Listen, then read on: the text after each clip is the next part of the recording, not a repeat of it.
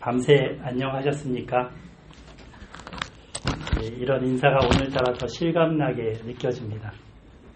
어젯밤 이태원 압사 사고를 접하면서 아침에 다들 당황하셨죠.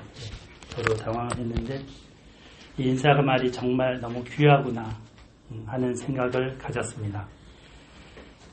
십계명 이제 저희들이 이제 살펴보고 있습니다. 십계명에는 대부분 하지 말라라는 말로 끝납니다. 살인하지 말라, 간음하지 말라, 도둑질하지 말라, 거짓 증거하지 말라, 속여 빼앗지 말라, 우상 숭배하지 말라. 그래서 이것저것 안 하고 살면 십계명을 잘 지키면서 산 것이라고 할 수 있을런지 모르겠습니다. 하지만 이 십계명의 정신은 이거를 소극적으로 이렇게 하지 말라는 걸 안 하면서 사는 것, 그게 아니죠. 적극적으로 사랑하면서 살라. 하나님을 사랑하면서 살라. 이웃을 사랑하면서 살라라는 것입니다. 그러니까 하나님 사랑, 이웃 사랑, 이것이죠. 하나님을 사랑하는 마음이 없이 그냥 남한테 해안 끼치고 폐안 끼치고 이렇게 살았다고 해서 난 의로운 사람이야 라고 자부할 수 있을까요? 율법의 정신은 하나님을 사랑하는 것입니다. 모세는 이 십계명을 주신 하나님의 의도와 그리고 하나님의 마음이 이것이라고 오늘 말씀하실 겁니다. 그리고는 한 분이신 그 하나님을 마음을 다하고 뜻을 다하고 힘을 다하여 사랑하라 합니다. 하나님께서 이걸 원하시고 계시는 것을 전달하는 거죠. 우리가 아무리 이 땅에서 정말 여러 일을 하면서 업적을 쌓을 수도 있고 유명인이 될 수도 있고 인기인이 될 수도 있겠죠. 그렇더라도 이것저것 하더라도 하나님을 사랑하는 게 그 마음이 없다면, 하나님을 사랑하는 것이 그 삶에 없다면 헛되이 산 것입니다. 헛방입니다. 반면에 이것저것 많이 못했다 하더라도 하나님을 사랑하는 그 사람은 모든 걸 다 한 겁니다. 하나님을 사랑하는 사람은 율법을 다 이룬 것입니다. 다 이루었다 할 수 있는 거죠. 자, 우리 4절부터 보겠습니다. 4절. 이스라엘아 들으라. 우리 하나님 여호와는 오직 유일한 여호와이시니. 5절. 너는 마음을 다하고 뜻을 다하고 힘을 다하여 네 하나님 여호와를 사랑하라. 모세가 주의 백성으로서 그 땅에 살면서, 그 가나안 땅에 살면서 하나님을 사랑하라고 합니다. 왜냐하면 우리 하나님 여호와는 오직 유일한 여호와이시니, 그분 우리 하나님인데 오직 유일한 여호와이시기 때문이라는 거죠. 그리고 첫 마디에서 뭐라 그래요? 이스라엘아 들으라. 들으라. 히브리어로는 이거를 명령 쉐마라고 해요. 한번 따라해 볼까요? 쉐마. 히브리어예요. 쉐마. 샤마 이렇게도 되는데 그걸 명령문이 쉐마예요. 그래서 이 구절을 쉐마 구절이라고 합니다. 이 쉐마 구절은 우리한테도 익숙한 말씀이고 또 유명한 말씀이죠.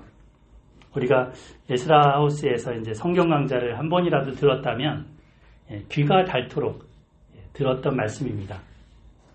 그 전에는 이제 우리가 잘못된 방향으로, 잘못된 신앙으로, 이기적으로, 자기 중심적으로 내가 복받기 위한 구절만 성경에서 따갖고 그걸 외운다든지 그거를 이렇게 집에다가 붙여놓는다든지 했었는데 이 성경 강좌를 들으면서 이게 아닌 거예요. 그래서 그거 다 떼내고 이 구절을 붙여놓죠. 그리고 이 구절을 붙들게 되었습니다. 그래서 교회에서나 또 우리들의 집에 이 쉐마 한 말씀이 여기저기 붙어 있습니다. 저희 집에도 이번에 잘 살펴보니까 몇 개가 있을 것 같아요. 5군데나 이렇게 있더라고요. 그걸 붙여놓고 있습니다. 정말 그만큼 익숙한 말씀이고 또 많이 들었던 말씀입니다. 근데 한편 그러다 보니까 정말 어느새 식상하게 된 건 아닌지 장식품처럼 여기고 있는 건 아닌지 모르겠습니다. 액자로 이렇게 써붙여 놓고 있긴 한데 정작 우리의 이 마음판에는 잘 써놓았는지 살펴봐야 되겠습니다. 오늘 이 말씀을 우리가 다시 한번 들으면서 마음판에 이 쉐마 말씀을 깊이 새기고 또 새기고 새기는 그런 귀한 기회로 삼았으면 좋겠습니다. 아멘. 모세는 이 십계명의 말씀을 듣는 청중한테 지금 들으라 이스라엘아 했다 그랬죠. 들으라. 이 말은 말씀을 마음에 잘 담아두어서 그 마음에 담은 말씀을 언제든지 행할 수 있도록 어디서든지 어느 때든지 그 말씀이 이렇게 효력을 발휘해서 행할 수 있도록 하라는 그 자세로 들으라는 거죠. 지금 여러분들이 그런 자세로 듣고 계시죠? 들으라. 에스라 소망교회 성도들이여. 이렇게. 네. 전통적으로 보통 이제 유대인들은 이 네 구절, 그러니까 4절부터 9절까지니까 4, 5, 6, 7, 8, 9, 6구절이네요. 이 6구절의 말씀을 쉐마라는 이름으로 이렇게 특별하게 여기고 있습니다. 그래서 그 예배 때 우리가 앞에도 사도신경을 했었죠. The Apostle Creed. 근데 이 유대인들은 이 구절을 정말 신경처럼, 신조처럼 하루에 2번씩 암송하여서 낭독하고 그걸로 기도한다고 합니다. 그러니까 굉장히 중요하게 그들도 여기고 있는 구절입니다. 들으라. 이제 모세가 이렇게 말씀하고 나서 어떤 말을 하냐면 하나님이 누구신지 말을 하고 있습니다. 우리 하나님 여호와는 오직 유일한 여호와시니. 어떻게 보면은 굉장히 단순한 진리죠. 당연한 진리입니다. 한 분 하나님. 근데 이거를 이제 히브리어로 하면 죄송합니다. 히브리어로 한마디 한번 할게요. 아도나이 엘로헤이누 아도나이 에하드. 이렇게 돼요. 직역을 하면 아도나이가 여호와예요. 여호와 엘로헤이누 우리 하나님. 아도나이 여호와 그분은 에하드 하나다. 하나이시다. 이렇게 됩니다. 대체로 이 구절을 가지고 유대교 신자들은 유일신 신앙을 주장을 합니다. 하나님 한 분이시다. 왜 니네는 삼위일체 세신처럼 얘기하냐 이러면서 공격도 합니다. 그러나 여기서 이 구절은 그 유일신 신앙을 얘기하기 위한 구절이 아닌 거예요. 그들이 오해하고 있는 거예요. 여기서는 이스라엘과 하나님 사이의 그 언약 관계를 강조하는 겁니다. 무슨 말이냐면 오직 한 분 하나님만, 오직 한 분 그 하나님만 전적으로 너희가 섬기라. 다른 신들은 배척해라 라는 말입니다. 너희가 섬길 분은 한 분이시다. 그분이 누구시냐? 여호와 하나님이시다 라는 말입니다. 그 어느 것도 이렇게 이스라엘과 하나님 사이에 끼어들어서는 안 된다는 거죠. 중간에 이렇게 틈새에 끼어들면 그건 우상이고 하나님을 사랑하지 않는 거라는 겁니다. 그래서 그 하나님과 언약을 시내산에서 딱 맺었잖아요. 피로 맺은 그 언약을 맺었잖아요. 그 언약에 충성하라는 겁니다. 그래서 여호와 하나님을 한 분으로 고백하고 사는 거는 뭔가 이제 구체적으로 뒤에 계속 말씀하시는 거죠. 자, 이어지는 5절 말씀 같이 한번 읽어봐요. 유명한 말씀이죠. 시작. 너는 마음을 다하고 뜻을 다하고 힘을 다하여 네 하나님 여호와를 사랑하라. 다하고 다하여 사랑하라. 이게 설교 오늘 제목입니다. 다하여 애누리 없이 아낌없이 조금의 방울도 없이 다 쏟아서 여호와 하나님을 사랑하라. 지금 여기 보면 마음이 나오고 뜻이 나오고 힘이 나오죠. 예. 이 세 단어를 함께 사용하면서 인간의 그 전 인격, 전체의 삶, 이거를 다 들여서 사랑할 것을 요구하고 있습니다. 즉 너의 모든 것을 다해서 하나님을 사랑하라는 거죠. 억지로 이거를 이제 마음하고 뜻하고 힘하고 이렇게 분리를 해서 한번, 사실은 이 분리될 수 없는 거예요. 전인격이고 하나이기 때문에. 근데 그래도 한번 설명을 해보려고 분리해서 본다면, 일단 마음은 하트라고 그러죠. 그래서 with all your heart, 너의 모든 하트를 다해서. 이 하트는 보통 유대인들은 이 내장이 있다고 생각했습니다. 심장, 이 대장, 이런 장이 가운데 있잖아요. 여기 있다고 생각했어요. 마음이. 근데 그 생각과 의지와 계획을 이야기합니다. 이성적인 것을 얘기하죠. 그래서 그 자신의 무슨 계획이나 자신의 무슨 생각이나 이런 것도 방향의 초점이 어디를 가야 된다는 거예요? 하나님을 사랑하는 쪽으로 가라. 그 다음에 뜻은 감정, with all your will 또는 이렇게 되겠죠?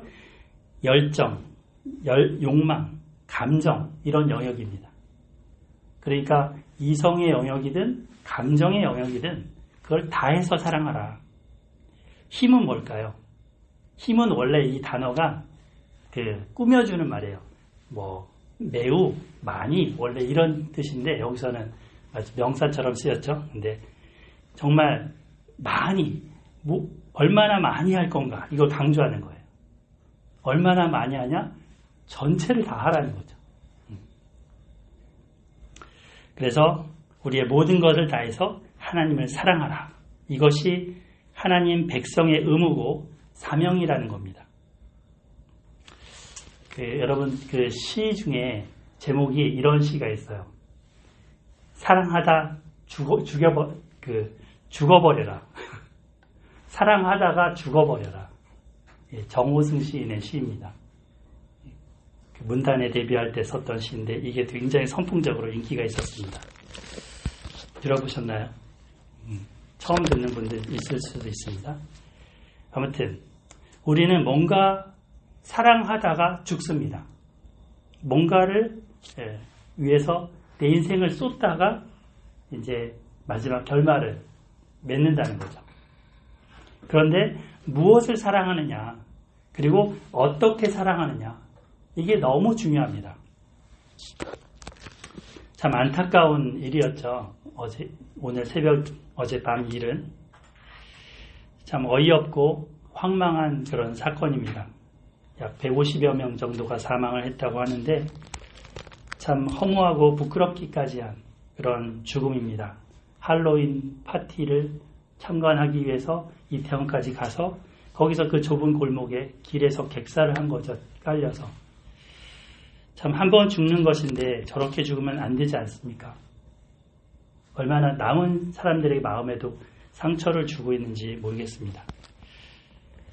하여간 우리 자녀들, 손주들, 젊은 세대들이 그런 자리에 또 저런 일에 처하지 않게 가르쳐야겠다라는 생각을 가져보게 됩니다.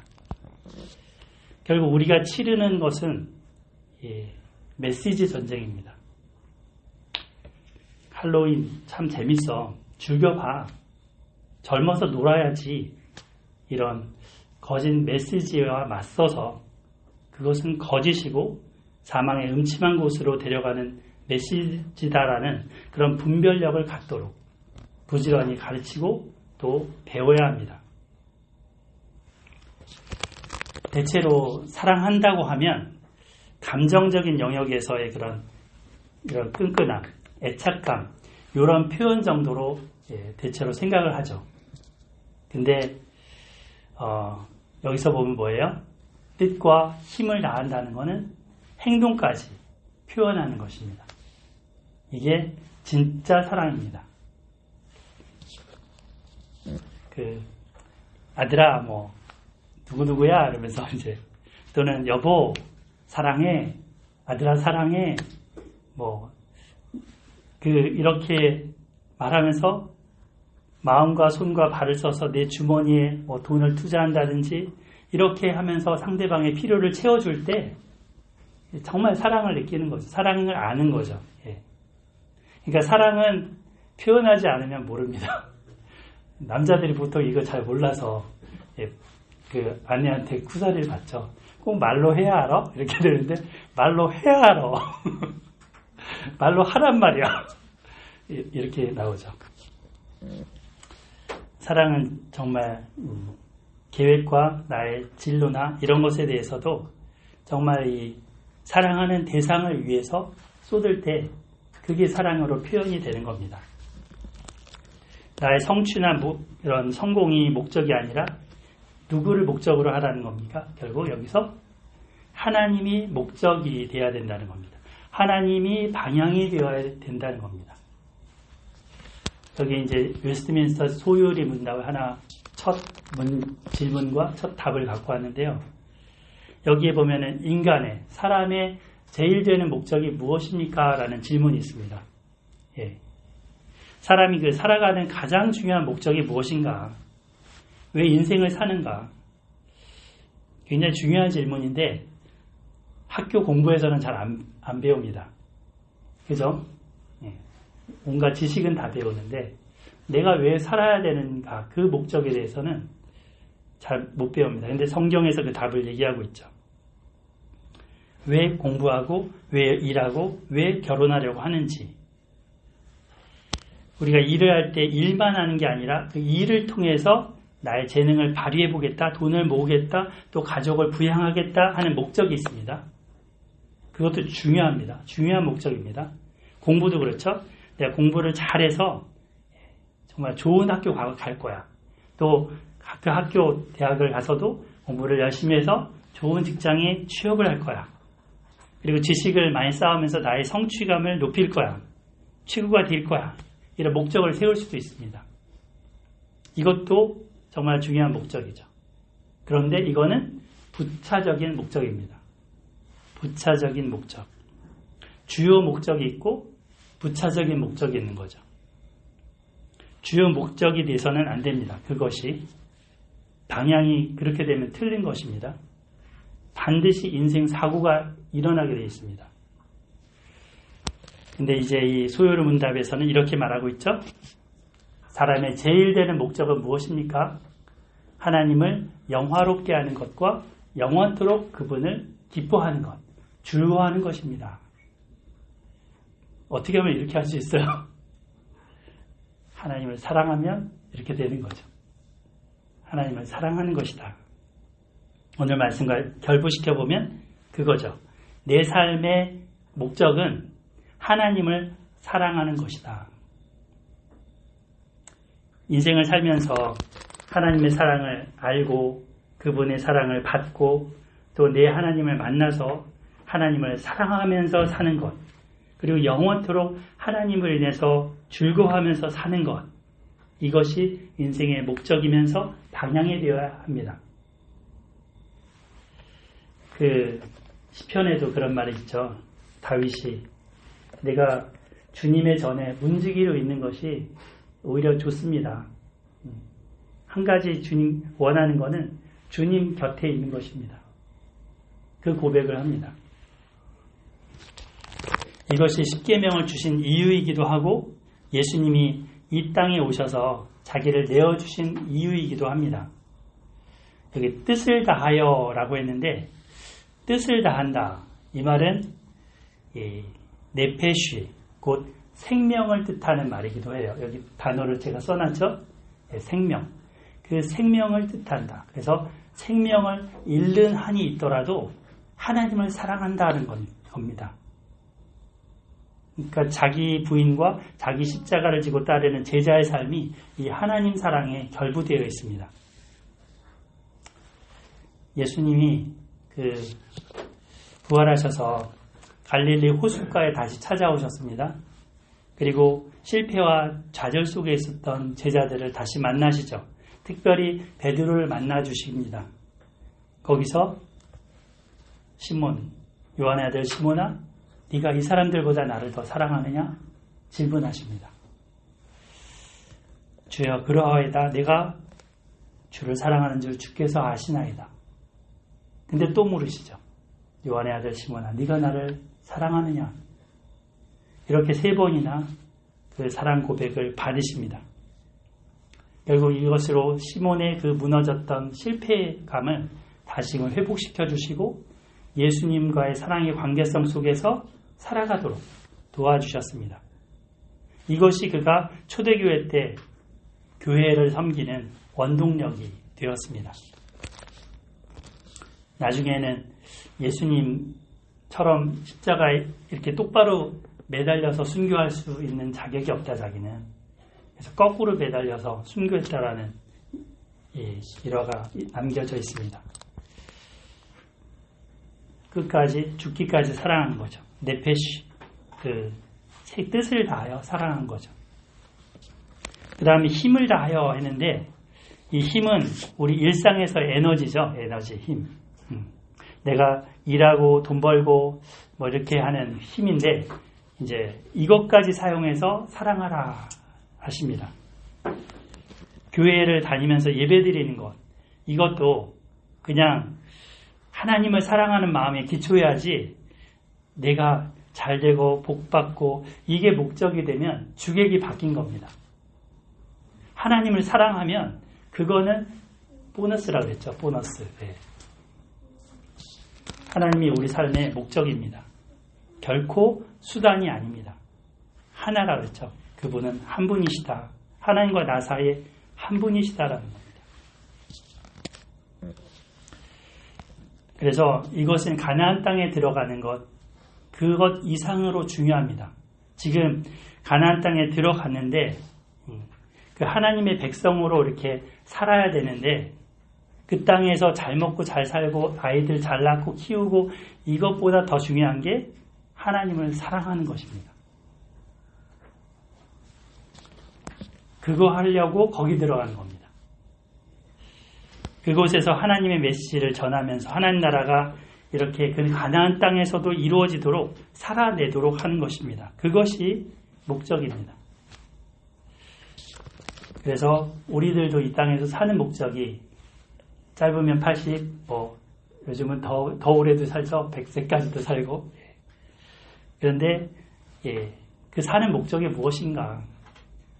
우리 후손들, 자녀들, 그리고 이웃들에게 하나님의 사랑을 알리고 하나님 같이 사랑하도록 하기 위해서입니다. 만약에 가나안 땅에 들어가서 그 땅의 거짓 종교와 악한 문화에 같이 휩쓸려서 산다면 구태여 가나안 땅에 안 들어가도 됩니다. 들어가지 않아도 돼요. 이유가 없어요. 우리가 마음을 다하고 뜻을 다하고 힘을 다하여 하나님을 사랑하는 삶을 평생에 살아갈 수 있기를 축복합니다. 아멘. 이것이 어떤 모습으로 나타나야 하는 걸까요? 자, 이 6절부터 이제 9절까지 이들의 삶에 하나님 사랑의 표현이 나타나야 할 모습을 말해줍니다. 하나님을 사랑하는 삶은 이제 일단은 우선 그분이 하신 말씀을 사랑하는 거죠. 그분이 하신 말씀을 가까이 하는 것이죠. 어느 정도까지 가까이 해야 되는가? 6절을 보면 오늘 내가 네게 명하는 이 말씀을 너는 마음에 새기고 하셨습니다. 액자에만 이 말씀을 이렇게 새겨놓고 적어놓을 게 아니라 네 마음에, 마음판 중심판에 잘 새겨놓으라 하십니다. 잘 새기려면은 어떻게 해요? 묵상도 해야 되고 암송도 때로는 해야 되겠죠. 이게 억지로가 아니라 마음 깊은 곳에서 우러나는 하나님에 대한 경외심에서 그렇게 하는 것이죠. 이러면서 말씀대로 살아가려는 그 열망이 우리 안에 자리 잡게 됩니다. 하나님 사랑합니다 이렇게 고백할 뿐 아니라 하나님이 원하는 삶을 살아내고자 그 말씀을 듣고 정말 그 말씀을 준행하고자 기도하고 애쓰는 거죠. 만약에 오늘 주일날 예배 드리러 왔는데 일주일 전에 성경책 가져갔다가 먼지 털고 지금 가져왔다면 회개하시기 바랍니다. 고백하는 것으로 멈추지 않고 정말 충성된 그 사랑, 신실한 사랑을 표현하면서 살아내야 합니다. 그 말씀을 가까이 하면서 정말 하나님을 가까이 해야 되는 거죠. 올해 그 신년 시작하면서 시작했던 야고보서 말씀 기억나세요? 하나님을 가까이 하라. 그리하면 그가 너희를 가까이 하시리라. 1년도 이제 2달 남았네요. 네, 2달이나 남았네요. 잘 마무리할 수 있기를 소망합니다. 자, 우리 7절 같이 읽어보겠습니다. 7절 시작.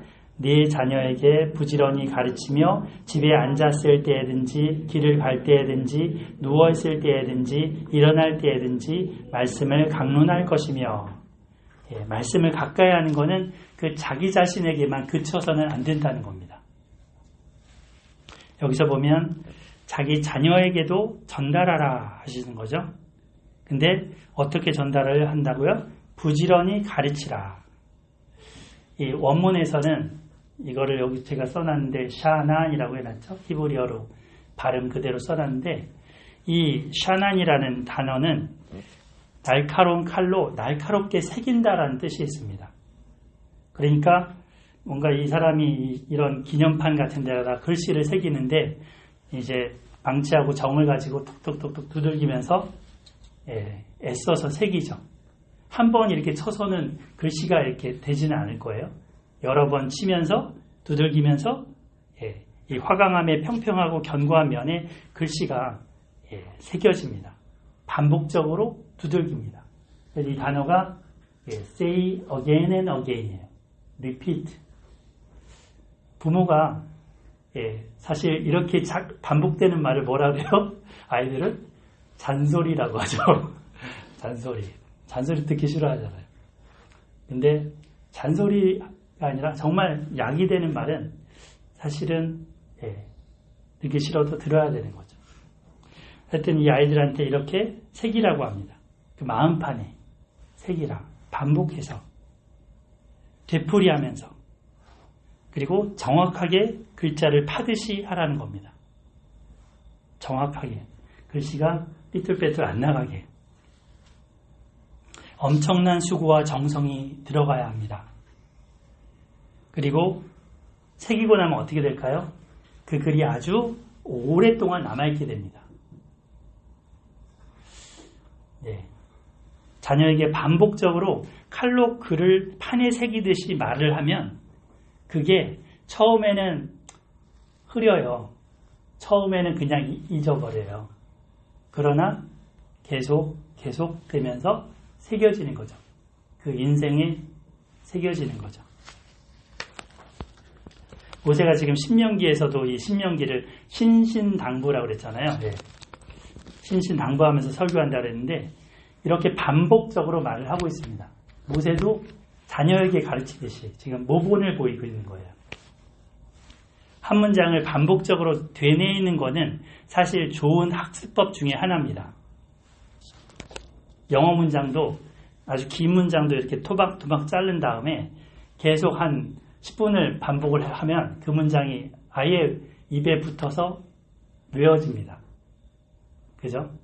정철 선생님 가르치는 영어 학습법이죠. 이렇게 하다 보면 긴 문장도 짧게 여겨집니다. 처음에는 되게 길었는데 내용도 더 명확해집니다. 그리고 생각지도 않았던, 잘 몰랐던 부분은 더 알게 되고 생각지 않았던 부분은 더 발견하게 됩니다.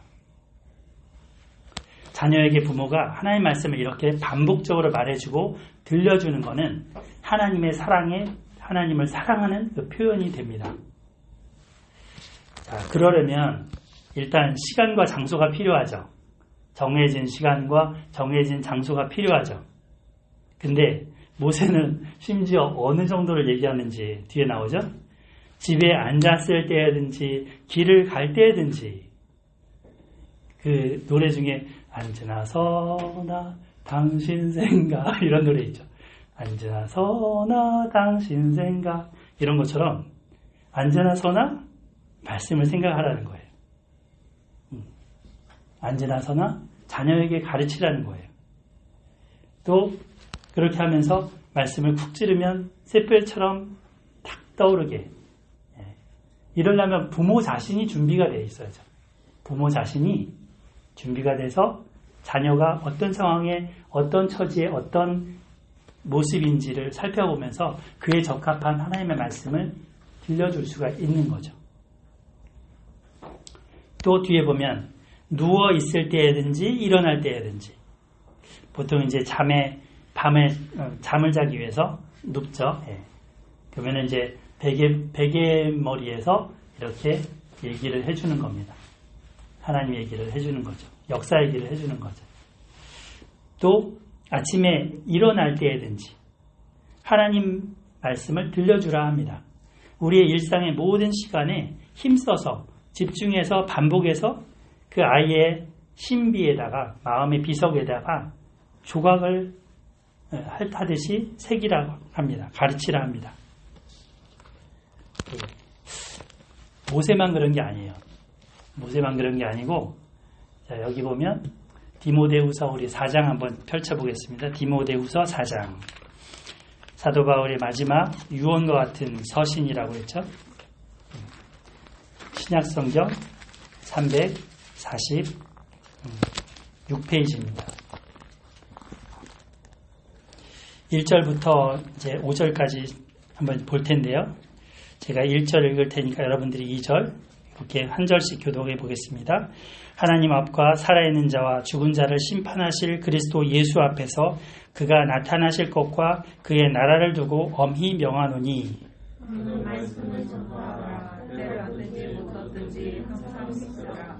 범사의 오래 참음과 가르치심으로 책책하며 경외하며 헌하라.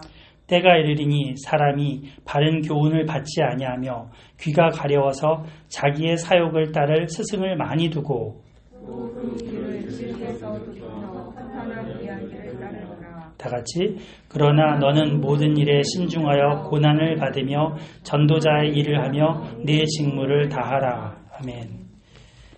대체로 그 부모님은 공부해 밥 먹어 씻어야지 보통 이런 잔소리 비슷한 말을 자주 합니다.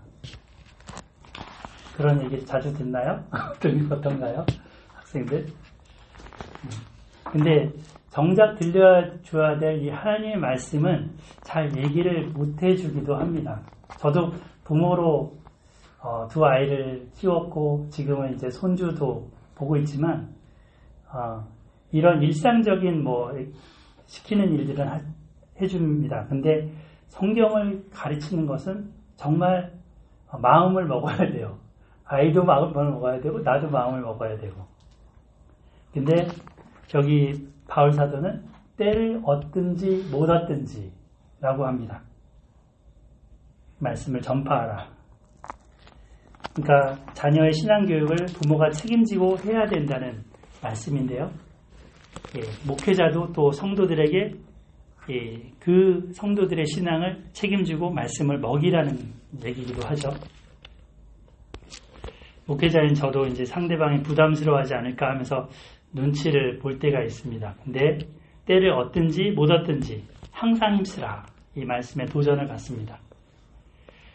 사람들은 대체로 바른 교훈을 듣기보다는 재밌는 거, 짜릿한 거, 정말 박장대소하고 웃는 유머 이런 것들에 더 관심이 많습니다. 내 욕심을 부추겨주는 그런 얘기에 귀를 기울이게 됩니다. 하지만 이 생명의 말씀을 그들은 들어야 되는 거죠. 그래야 생명을 얻고 사니까, 그 영혼이 사니까 헛된 데 가지 않게 되는 거죠. 인생 헛되이 살게 되지 않는 거죠.